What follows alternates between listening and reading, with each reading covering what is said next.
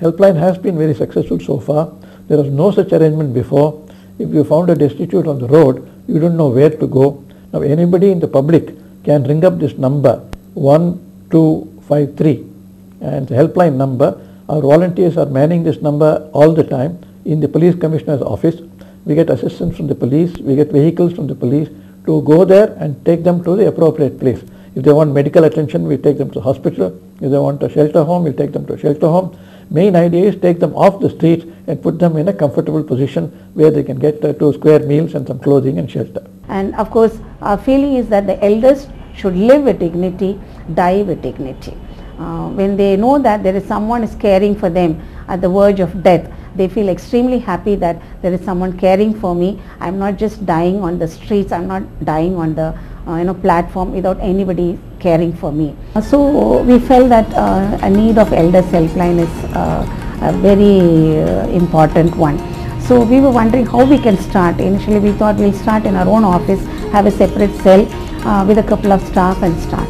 But later on the police department themselves approached us saying that we would help you from our department. Of course we have to do such cases with the help of the police. When they came and told us that police department will help us and we can offer you a place and we can help you to run this elders helpline in our premises, we gladly accepted the idea.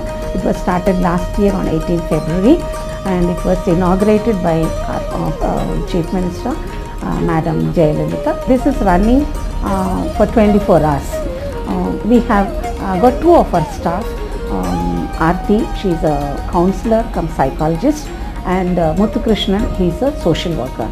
Both of them work as a team who are helped by the advisory committee. They want somebody to listen their problem. They might repeat the same problem, but we must be a listener to them, and it will somehow ventilate their emotional feeling, after which they feel very light. And we also have frequent callers who just call up, follow up, we get follow-up calls.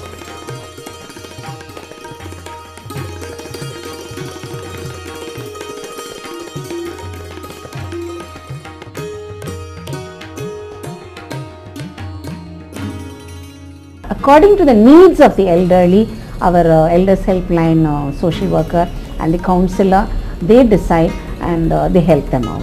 There are few elders who come there with a lot of problems, and we could able to talk to them. Instead of putting them in an old age home, we talked to their family members and reunited them. Our aim is that we should reach to the elders who are dying.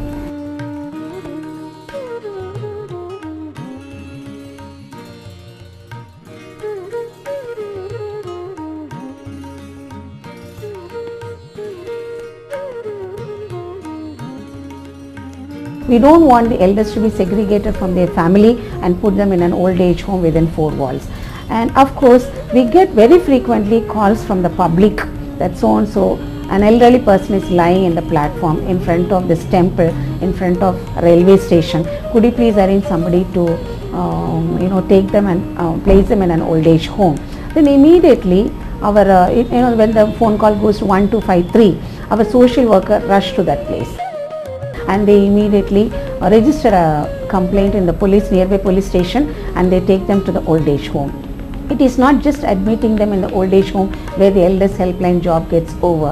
The social worker, the counselor, they visit that home again, talk to the old person, find out how they are happy there, and they can see lot of difference in that old person from what they were before and how they are now.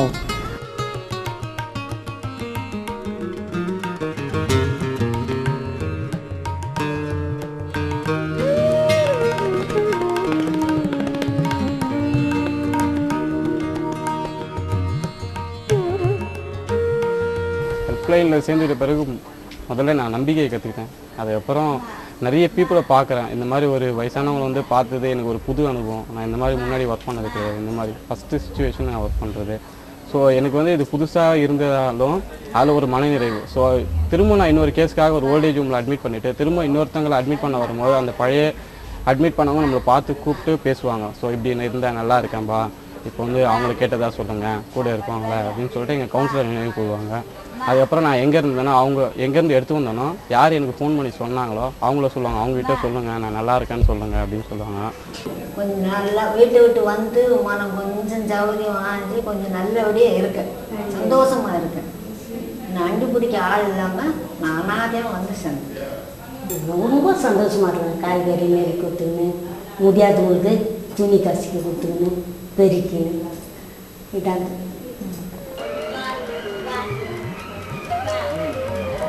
And most of the help that we have rendered for the dying destitutes, we have referred about 700 cases for different kind of assistance like medical assistance and then old age home, then daycare center, and of course for some counseling purpose and all. But out of the 700 referral cases, 79 elders been admitted in different old age homes. About 10 old age homes have really taken all these 79 elders, and they are very, very happy now.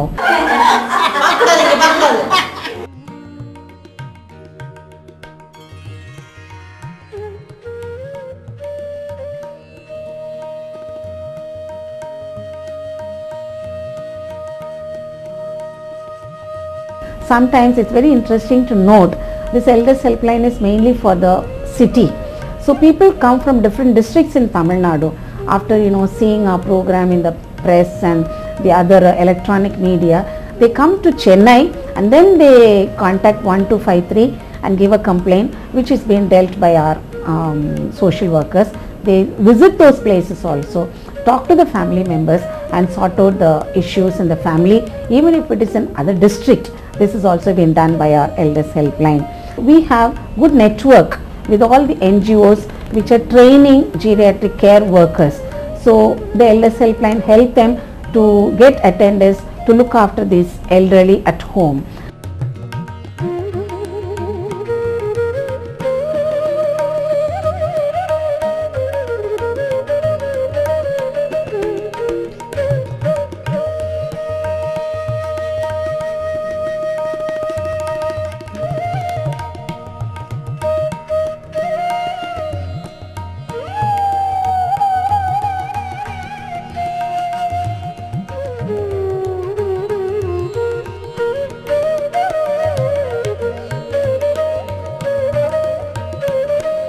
Now we have a good network with NGOs, government and different departments in government like police department, health department and the welfare department and so on. So, and we have helped the state government and the government of India to set up to prepare the national policy for older persons and state policy for older persons. We perform a number of cataract operations for restore the eyesight for old people. We assist shelter homes where NGOs keep these old people and take care of them, giving them shelter, food, clothing, other things. We support such bodies also. And we give medical assistance to old people in their own places.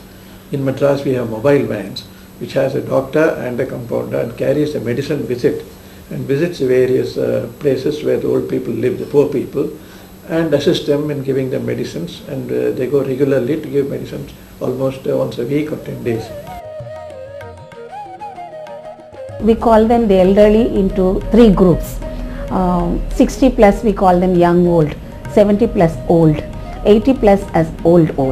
80 plus is, we all call them as it is, they have reached the second childhood. We always, talk to the family members how it is important to have an elderly person who has got lot of experience, rich skill, talent, who can give lot of advice on different aspects. Recently we have started a short stay home through an organization called Little Drops, which is actually funded by a local donor who has come forward to help us to construct this short stay home.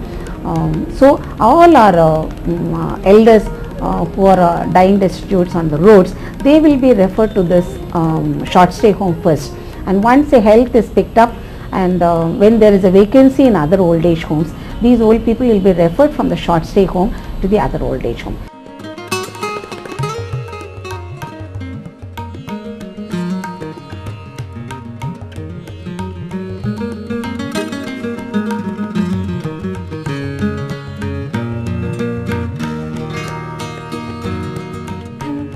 The problems of the elderly are numerous, and it's wonderful to know that they could bring up somebody like HelpAge and at least maybe even if you're not able to solve all their problems, you can, the very fact that there's somebody to listen to them, to talk to them, and even a promise, a word of promise, I think it's exciting for an old man or old woman.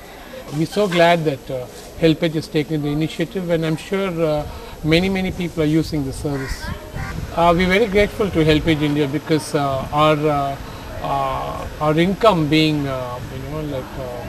very minimal, it's just enough to tide over the day-to-day needs.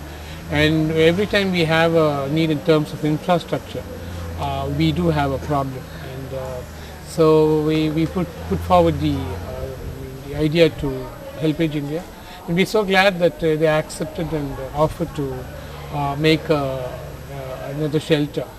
Our grateful thanks to Police Commissioner as well as AC, DC and all the police personnel who have made this Elders Helpline a grand success. I also should say that the position of our Elders Helpline in the control room has added greater value because we could able to attend to every problem of elders immediately.